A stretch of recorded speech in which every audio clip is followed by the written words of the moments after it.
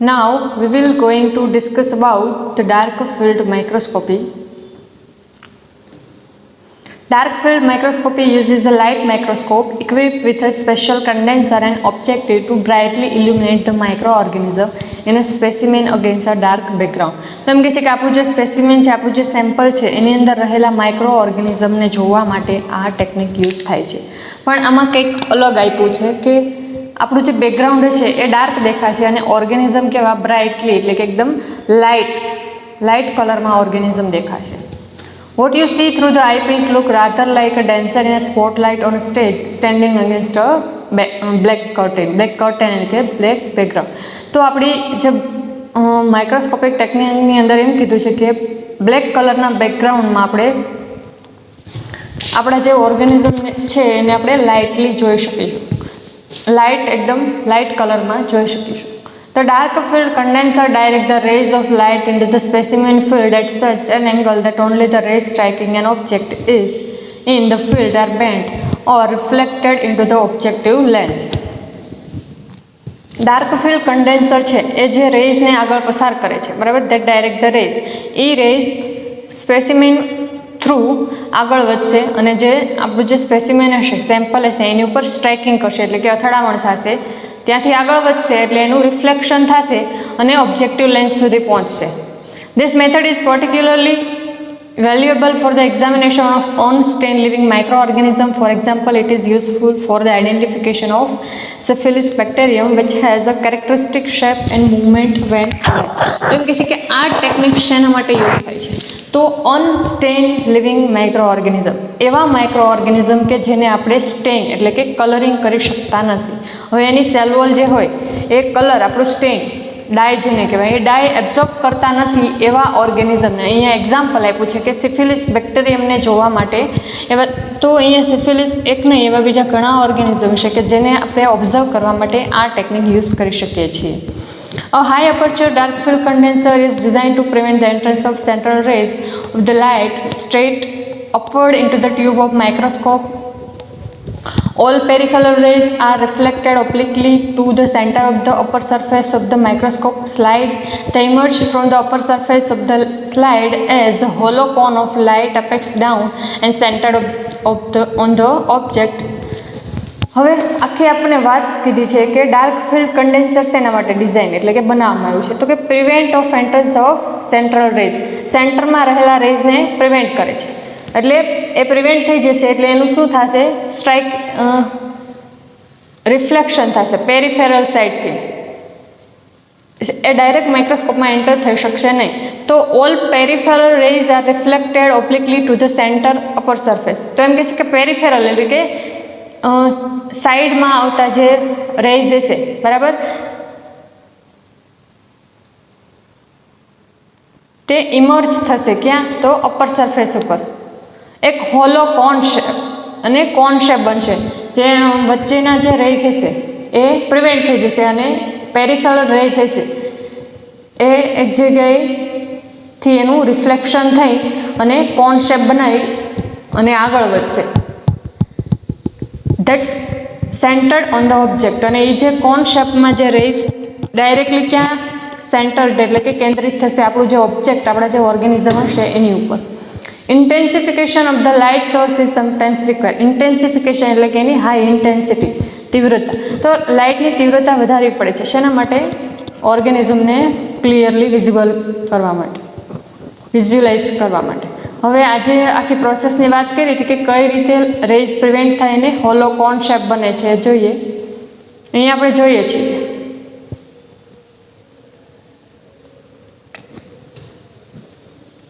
આ જે કન્ડેન્સર છે એ વચ્ચેના જે રેઝ છે એને સ્ટોપ કરશે અને આ જે પેરિફેરલ આવતા રેઝ છે એને અહીંયા કેન્દ્રિત કરે છે અને અહીંયાથી આ જે કોન શેપ બને છે, બરાબર, પછી અહીંયાથી એને ઇમિટ કરવાનું શરૂ કરશે. તો પેરિફેરલ હશે એ બહાર જતા રહેશે, પણ અહીંયા જે ઓબ્જેક્ટિવ લેન્સ હશે, અહીંયા આપણો લેન્સ છે, તો લેન્સની અંદર જે કેન્દ્રિત થતા હશે અહીંયાથી આમ આગળ વધશે. તો અહીંયા ઓબ્જેક્ટિવ લેન્સ છે, અહીંયા આઈપીસ લેન્સ છે, તો અહીંયા બધા દ્વારા આપણું જે મુખ્ય સ્પેસિમેન જે છે આપણું ઓર્ગેનિઝમ છે અહીંયા આપણે જોઈ શકીશું. અહીંયાથી આઈપીસ લેન્સ દ્વારા આપણે જોઈ શકીશું.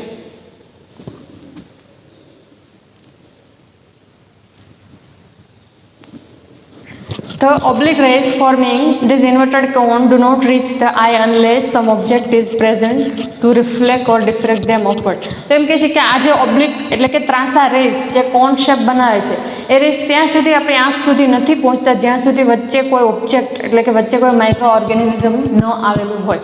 આપણું જે સ્પેસિમેન છે આપણું સેમ્પલ ત્યાં ન મૂકેલું હોય, બરાબર.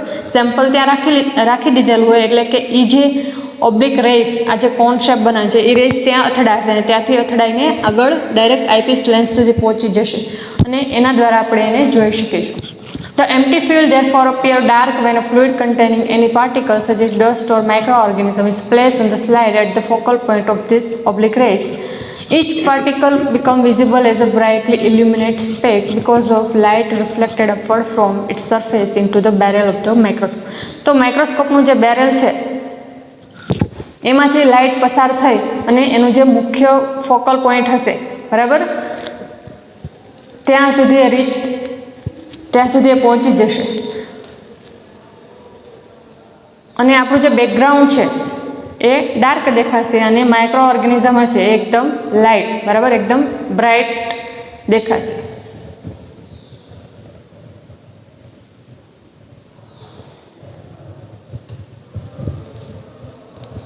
હવે આખી ફિગર અહીંયા આપણને આપી છે.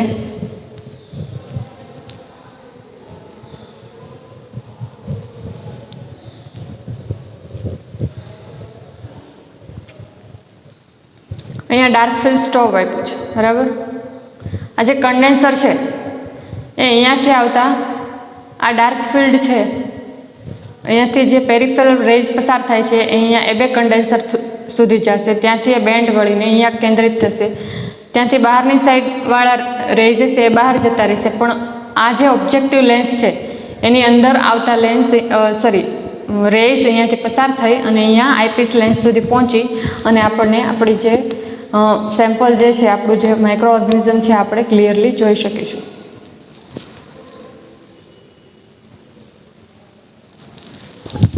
હવે નેક્સ્ટ છે ફ્લુરોસન્સ microscopy.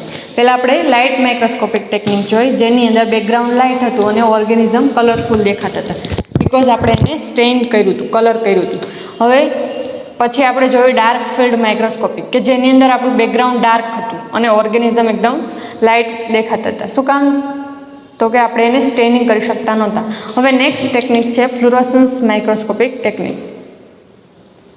A microscopic technique based on the development of fluorescence is called fluorescence microscopy. The fluorescence can be defined as the phenomenon in which a molecule of substance absorbs the light of shorter wavelength and re-emit the light of longer wavelength, which can be seen by use of special light filter. તો એમ કહે છે કે એક આખી technique છે અને એની અંદર ફ્લુરોસન્સ એટલે કે કંઈક ફ્લુરોસન્સ ડેવલપ થાય, ફ્લુરોસન્સ રિલેટેડ ટુ કંઈક કલર ઇમિટ કરે છે, બરાબર. એ ટેકનિકમાં એવી વાત કરી છે કે જે પોતે એબ્ઝોર્બ એટલે કે શોષણ કરે છે એ લાઇટના રેઝ કેવા હશે, શોર્ટ વેવલેન્થના, અને પોતે રીઇમિટ કરે છે એ પોતે લોંગ વેવલેન્થવાળા રેઝને ઇમિટ કરશે. અને આનું જે ઓબ્ઝર્વેશન આપણે સ્પેશિયલ લાઇટ ફિલ્ટરનો યુઝ કરીને, બરાબર, એને બેરિયર ફિલ્ટર કીધું છે, એનો યુઝ કરીને આપણે જોવાનું છે. Some biological materials fluorescence naturally under special light. When the specimen to be viewed does not fluoresce naturally, it must be stained with a group of dye called fluorochrome. એમ કહે છે કે અમુક બાયોલોજિકલ મટીરિયલ, અમુક proteins હશે, કોઈ biological things યા તો કોઈ living things હશે, કોઈ બેક્ટેરિયા હશે, બરાબર, તો એ પોતે નેચરલી ફ્લુઓરસન્સ હશે એટલે કે નેચરલી તે કલરિંગ આપતા હશે. તો જેથી કરીને આપણે એને ફ્લુઓરસન્સ ના જે કલર હશે એ આપવાની જરૂર પડતી નહીં હોય. પણ એવા સેમ્પલ ઓર્ગેનિઝમ કે જે પોતે નેચરલી કલર આપતા નથી એને શું કહેવાય? ફ્લુરોક્રોમ. એના અહીંયા એક્ઝામ્પલ આપ્યા છે કે ઓરામાઇન ઓ, એક્રિડિન ઓરેન્જ, બર્બેરાઇન સલ્ફેટ એન્ડ ફ્લુરોસન્સ આઇસોથાયોસાયનેટ. તો આ ટાઈપના ફ્લુરોક્રોમ કેમિકલ્સનો યુઝ કરીને આપણે એને કલરિંગ કરી શકીએ જેથી કરીને આપણે એકદમ બ્રાઇટલી ડિફરન્ટ કલરમાં લાઈક ઓરેન્જ છે, ગ્રીન છે, યલો છે, એ ટાઈપનું ફ્લુરોસન્સ રિઝોલ્યુશન આપશે. When the microbes stained with a fluorochrome are examined under fluorescence microscope with ultraviolet or blue light, they appear as luminescence bright object against dark background. તો એમ કહે છે કે જ્યારે આપણે માઇક્રો ઓર્ગેનિઝમને ફ્લુરોસન્સ માઇક્રોસ્કોપનો યુઝ કરીને જોઈએ છીએ ત્યારે એ પોતે ડાર્ક બેકગ્રાઉન્ડની અગેન્સ્ટ ટોટલી પોતે લ્યુમિનેસન્સ મીન્સ કે એવું કંઈક કલરિંગ ઉત્પન્ન કરતું હોય એ ટાઈપનું દેખાશે. Fluorochrome have special attractions for different micros. For example, હવે એમ કહે છે કે આ જે ફ્લુરોક્રોમ ટાઈપના જે લિક્વિડ આપણે જે કેમિકલ જે સ્ટેનિંગ મટીરિયલ યુઝ કરીએ છીએ એ કોઈ પર્ટિક્યુલર માટે પર્ટિક્યુલર રિઝોલ્યુશન આપે છે, કંઈક રિઝલ્ટ આપે છે. ફ્લુરોક્રોમ એના માટે કીધું છે કે mycobacterium tuberculosis strongly takes up the dye auramine O. આ ટાઈપના છે માઇક્રોબેક્ટેરિયમ છે એ પોતે ઓરામાઇન O ફ્લુરોક્રોમ ડાયનો યુઝ કરીને પોતે હાઈલી કલરિંગ થાય છે, જેના આપણને અહીંયા રિઝલ્ટ તરીકે લેમન યેલો, બરાબર, તે પોતે ડાર્ક બેકગ્રાઉન્ડમાં એ પોતે લેમન યેલો કલરના ઓર્ગેનિઝમ દેખાશે. પણ ક્યારે? જ્યારે આપણે ફ્લુરોસન્સ માઇક્રોસ્કોપનો યુઝ કરીશું ત્યારે. હવે બીજું એક એક્ઝામ્પલ આપ્યું છે કે બેસિલસ એન્થ્રેસિસ, બરાબર.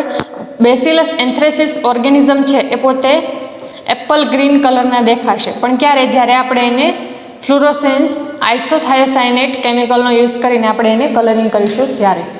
One common laboratory procedure using this principle is called the fluorescence antibody or immunofluorescence technique. હવે એમ કહે છે કે તો આ જે પ્રોસેસ છે એનો યુઝ ક્યાં કરવામાં આવે છે? તો ઇમ્યુનોલોજીમાં, કે એના માટે ઇમ્યુનોફ્લુorescence ટેકનિક ડેવલપ થઈ છે. હવે એ જોઈએ એ ટેકનિકમાં શું આવે. તો an antibody is a protein which develop into the blood after an animal is exposed in some manner to foreign matter such as microorganism. હવે એમ કહે છે કે ફોરેન મેટર એટલે કે માઇક્રો ઓર્ગેનિઝમ આપણા બોડીમાં આવી ગયા હોય, બરાબર, એને આપણી બોડીમાં ઇન્ફેક્શન કર્યું હોય ત્યારે આપણે બ્લડની અંદર એન્ટીબોડી ડેવલપ થાય છે. તો આ એન્ટીબોડીના સ્ટડી માટે આ જે ફ્લુરોસન્સ ટેકનિકનો યુઝ થાય છે એને ઇમ્યુનોફ્લુorescence કહેવાય. Antibody appear following infections such as measles and hepatitis. તો ડિફરન્ટ ઓર્ગેનિઝમના ઇન્ફેક્શન લાગ્યા હોય અને ડિસીઝ જેવા કે મિઝલ્સ એન્ડ હેપેટાઇટિસ થયા હોય તો એના ઓર્ગેનિઝમના આઇડેન્ટિફિકેશન માટે આપણે એન્ટીબોડીને ફ્લુરોસન્સલી ટેગ કરવા પડે, બરાબર. એન્ટીબોડી ફ્લુરોસન્સ થઈ જાય પછી એ ઓર્ગેનિઝમ જોડે કમ્બાઈન થાય તો આપણે એને આઇડેન્ટિફાઈડ સરસ રીતે કરી શકીએ.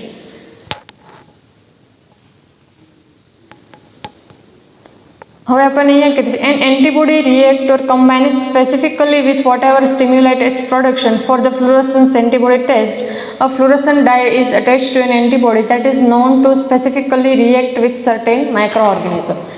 તો આપણને એમ કીધું છે કે એન્ટીબોડીને ટેગ કરી દેવાના શેનાથી? ફ્લુરોસન્સ ડાય દ્વારા. તો ફ્લુરોસન્સ ડાય પ્લસ એન્ટીબોડીનું કોમ્પ્લેક્સ બની જશે. પછી શું કરવાનું? તો કે એનું રિએક્શન કરવાનું કોના જોડે? માઇક્રો ઓર્ગેનિઝમ જોડે. આ જે ડાય હોય એ અટેચ થઈ જાય એટલે કે એન્ટીબોડીને કલરિંગ કરી દેશે. પછી એ જે એન્ટીબોડી પ્લસ ડાયનું જે કોમ્પ્લેક્સ હોય એને કોની જોડે રિએક્ટ કરવાનું? કોની જોડે મિક્સ કરવાનું? માઇક્રો ઓર્ગેનિઝમના સેમ્પલ જોડે. તો this antibody and dye complex is mix with unknown microorganism and examine through a microscope. If the antibody has attach itself to any microorganism in the specimen those microorganisms will fluoresce and thus be identified. તો જો antibody plus ડાયનું complex બન્યું હશે મતલબ કે એ કંઈક colour આપતું હશે, જેવા કે આપણે આગળ ડિફરન્ટ કલર જોયા. ડાય એટલે અહીંયા કઈ ડાય? ફ્લુરોસન્સ ડાય. તો એ બધી ડાય અલગ કલર આપતી હોય તો કંઈક ગ્રીન છે, ઓરેન્જ છે, યલો છે, બરાબર, એ કલર મળશે. તો આ એન્ટીબોડી જે છે એ પોતે માઇક્રો ઓર્ગેનિઝમ જોડે અટેચ થશે એટલે કલર આપશે. તો આખું ટ્રિપલ કોમ્પ્લેક્સ બનશે, microorganism plus antibody plus dye. તો ડાયના લીધેથી કલર તો મળવાનો જ છે. તો એન્ટીબોડી કોઈક ઓર્ગેનિઝમ જોડે બાઇન્ડ થાય છે તો આપણને એક કલરિંગ આપશે.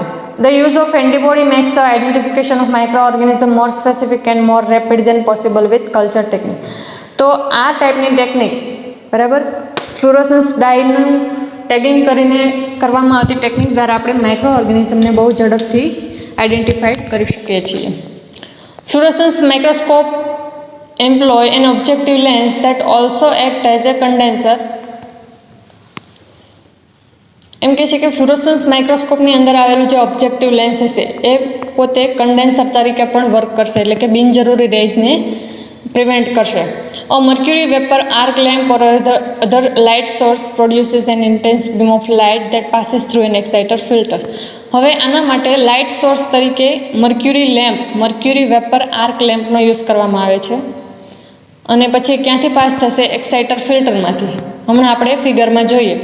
The exciter filter transmit only the desired wavelength of excitation light. The excitation light is direct down the microscope by the dichromatic mirror.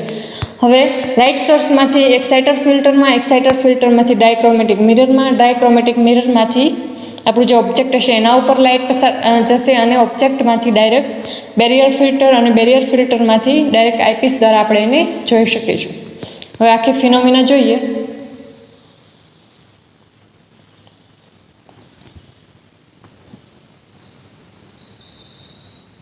અહીંયા આપણને ફિગર આપી છે.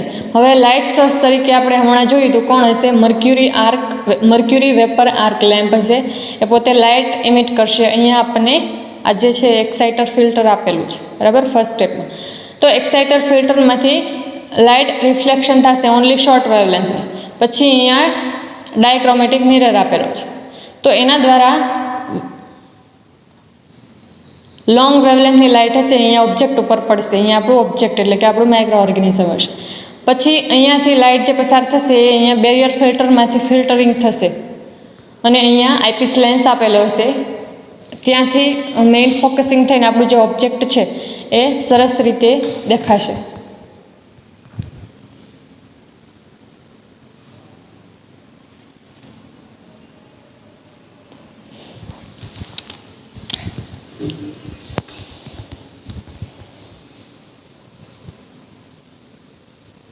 But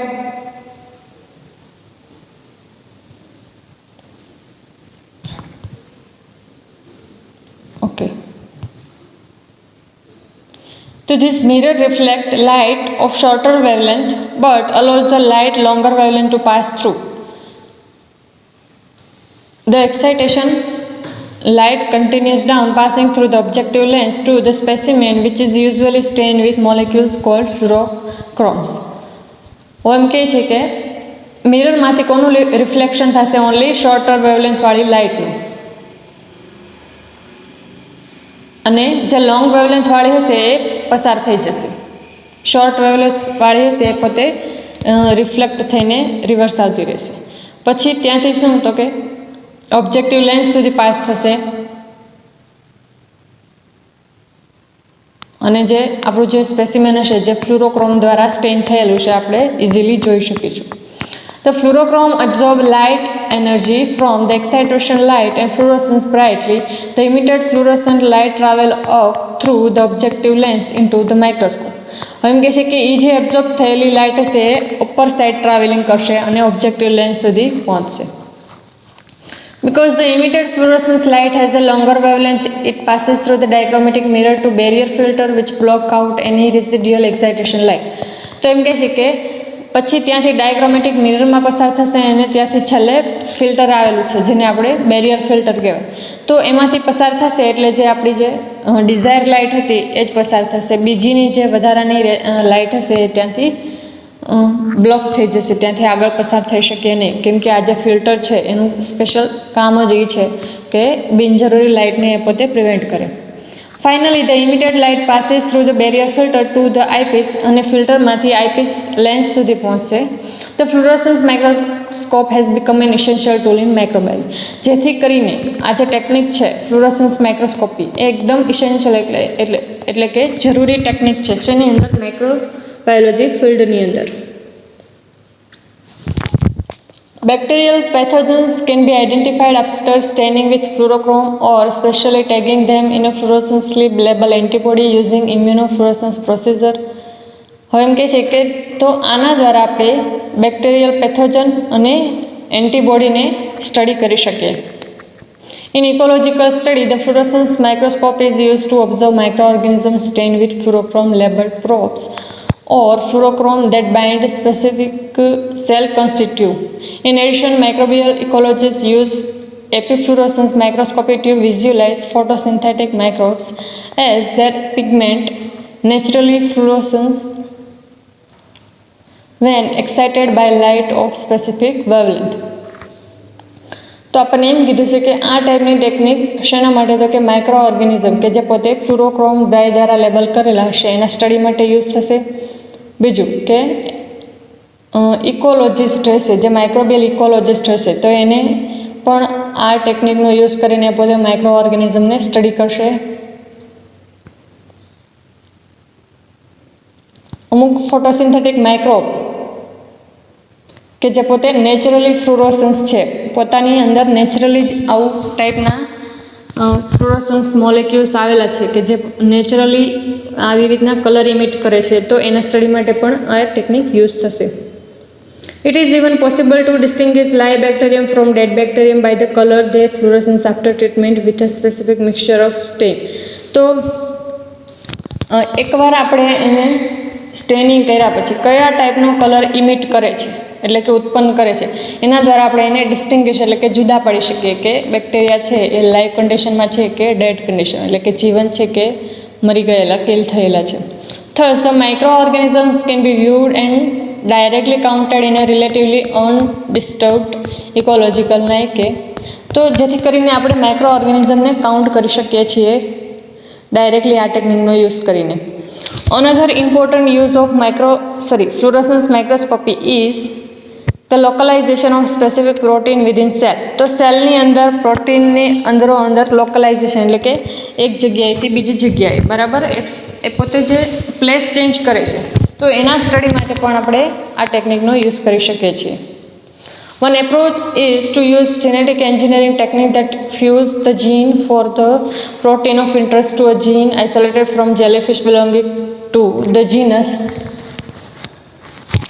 Euphoria. The jellyfish gene encodes a protein that naturally fluoresces green when exposed to light of a particular wavelength and is called green fluorescence protein.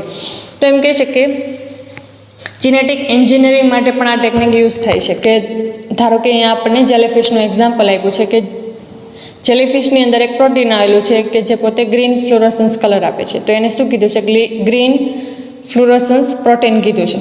તો આ પ્રોટીનને આપણે isolate કરી અને કોઈ બીજા ફિશ છે યા તો કોઈ બીજા એનિમલની અંદર ઇન્સર્ટ કરીને એ પણ ફ્લુરોસન્સ કલર આપે એવું આપણે કરી શકીએ છીએ જીનેટિક એન્જિનિયરિંગ દ્વારા બરાબર. તો એના માટે પણ આ ટેકનિક યુઝફુલ છે. Since its isolation, the gene has been altered to create protein that fluoresces different color. GFP and its variants have been used extensively in studies on bacterial cell division and related phenomena. તો એકવાર આ જીનને આપણે isolate કરી લીધું બરાબર, તો કોઈ bacterial સેલની અંદર આપણે એને ઇન્સર્ટ કરીએ તો એનું સેલ ડિવિઝન કઈ રીતે થાય છે, કયા સ્ટેજમાંથી કયા સ્ટેજમાં એક સેલમાંથી કેટલા સેલ બને છે એ સ્ટડી કરવા માટે પણ આપણે એનો યુઝ કરી શકીએ છીએ. કેમ કે એ નેચરલી આ જેલીફિશ છે એ પોતે નેચરલી ફ્લુરોસન્સ કલર આપે છે, ગ્રીન કલર આપે છે. તો એ જે કલર માટે જવાબદાર જીન હોય એ આપણે આઇસોલેટ કરી લઈએ, નીકાળી લઈએ અને એમાંથી એને બેક્ટેરિયાની અંદર નાખી દેવાનું એટલે કે ઇન્સર્ટ કરી દેવાનું. તો પછી બેક્ટેરિયલ સેલ એ પોતે કલર આપતા થઈ જાય તો એક કલરમાંથી એક સેલમાંથી બે સેલ થયા, બે સેલમાંથી ચાર થયા. તો કઈ રીતે કેવી રીતના ડિવિઝન થાય છે આપણે જાણી શકીએ. શું કામ, તો કે એ ગ્રીન કલર આપતું હોય એટલે. In fact, the 2008 Nobel Prize in Chemistry was awarded to Osamu Shimomura of Japan and Americans Martin Chalfie and Roger Sain for their development of this important tool. તો આના માટે આ જે સાયન્ટિસ્ટો છે એ લોકોને નોબેલ પ્રાઇઝ આપવામાં આવ્યો હતો કે જે લોકોએ આવી રીતના જેનેટિક એન્જિનિયરિંગ કર્યું હતું અને આ ટાઈપના ફ્લુરોસન્સ પ્રોટીન્સને આઇસોલેટ કર્યા હતા, આ ટાઈપનું વર્ક કર્યું હતું. હવે એના અમુક ડિફરન્ટ પાર્ટ્સને સ્ટડી કરવાના છે. સૌ પ્રથમ આપણે સ્ટડી કરીએ કે એ જે લાઇટ સોર્સ જે છે એ કયો છે, મર્ક્યુરી વેપર આર્ક લેમ્પ છે. A source of intense beam of light, a special infrared filter is use to absorb heat. તો હીટને એબ્ઝોર્બ કરવા માટે એની અંદર એક ફિલ્ટર પણ આવેલું છે એવી વાત કરી છે. અને એનો જે મેઇન સોર્સ છે કયો છે, મર્ક્યુરી વેપર આર્ક લેમ્પ, જેમાંથી એ લાઇટ ઇમિટ કરે છે. પછી છે એક્સાઇટર ફિલ્ટર. તો એ શું કરશે, which allow pass only the shorter waves of light and absorb other rays. ત્યાંથી શોર્ટ વેવલેન્થવાળી લાઇટ પસાર થશે અને અધર રેઝ છે એ સ્ટોપ થઈ જશે. પછી dichromatic filter which causes the reflection of blue light. તો બ્લુ લાઇટનું એ પોતે પછી રિફ્લેક્શન કરશે. પછી આવશે dark field condenser which provides a dark background for fluorescence. આ જે કન્ડેન્સર એ શું કરશે? ડાર્ક બેકગ્રાઉન્ડ આપશે. પછી આવે છે સ્પેસિમેન કે જે પોતે ફ્લુરોક્રોમ મટીરિયલ દ્વારા સ્ટેન કરેલું હશે. Emits the fluorescence activation by exciting wavelength of light. તો એમ કહે છે કે એ જે પોતે લાઇટ એબ્ઝોર્બ કરી છે એના દ્વારા એ પોતે ફ્લુરોસન્સ ઇમિટેશન આપશે. પછી ઓબ્જેક્ટિવ લેન્સ આવે છે for production of primary magnification. Magnification એટલે કે એ જે ઓર્ગેનિઝમ છે એને કેટલા ગણું બતાવે છે, પણ એ પ્રાઇમરી મેગ્નિફિકેશન આપે છે. પછી આવશે barrier filter whose function is to remove all blue light and allow passage of longer wavelength of light. તો એમ કહે છે કે બ્લુ લાઇટને પ્રિવેન્ટ કરશે અને પછી એ પોતે લોંગ વેવલેન્થવાળી લાઇટને ઇમિટ કરશે, જે કે ગ્રીન એન્ડ યલો. આઈપીસ લેન્સનું કામ છે કે સેકન્ડરી મેગ્નિફિકેશન એટલે કે જેટલું ઝૂમ આઉટ કરીને એને દેખાતું હશે, બરાબર, એટલું મોટું આપણે સરસ રીતે માઇક્રો ઓર્ગેનિઝમને જોઈ શકીશું. તો આ ટેકનિક દ્વારા એક તો મેગ્નિફાઈડ એટલે કે અમુક ઘણું મોટું પ્લસ ફ્લુરોસન્સ એટલે કે ડિફરન્ટ કલર જેવા કે ગ્રીન, યલો એ ટાઈપના કલરમાં આપણે ઓર્ગેનિઝમને જોઈ શકીએ છીએ. હવે એના અમુક યુઝ આપ્યા છે અને ફ્લુરોક્રોમ મટીરિયલના નામ આપ્યા છે. કેવા પ્રકારની ડાય હોઈ શકે? તો એક્રિડિન ઓરેન્જ છે એનો યુઝ શું છે? ડીએનએને સ્ટેન કરવા માટે. ડાય અમાઇડિનો 2-ફિનાઇલ આયોડોલ એનો યુઝ છે ડીએનએને સ્ટેન કરવા માટે. ફ્લુરોસન્સ આઇસોથાયોસાયનેટ એન્ટીબોડીને સ્ટેન કરવા માટે. ધેન ટેટ્રામિથાઇલ રોડામાઇન આઇસોથાયોસાયનેટ એનો યુઝ છે attach to antibody that bind specific cellular component, બરાબર. એને પણ એન્ટીબોડીને ટેક કરવા માટે યુઝ થાય છે, જેથી કરીને એન્ટીબોડી કોની જોડે બાઇન્ડ થાય છે એ આપણે જોઈ શકીએ છીએ. હવે આપણને અહીંયા ફિગર આપી છે. તો અહીંયા જેમ આપણે ઓલ પાર્ટ્સ ઓફ માઇક્રોસ્કોપી જોયા હતા, એમાં જ પહેલું છે light source, mercury arc lamp, અહીંયા છે એક્સાઇટર ફિલ્ટર, અહીંયાથી શોર્ટ વેવલેન્થવાળી લાઇટ પસાર થશે, અહીંયા આપણા ઓબ્જેક્ટ સુધી પહોંચશે, ત્યાંથી આગળ ડાયક્રોમેટિક મિરર અહીંયાથી આગળ જતી, તો ત્યાંથી આગળ લોંગ વેવલેન્થવાળી લાઇટ જ આગળ જશે. પછી આવશે બેરિયર ફિલ્ટર, તો એક્સ્ટ્રા વધારાની લાઇટ હશે એને રિમૂવ કરશે અને લોંગ વેવલેન્થ જઈ કે યલો અને ગ્રીનને પસાર થવા દેશે. પછી આઈપીસ આવશે.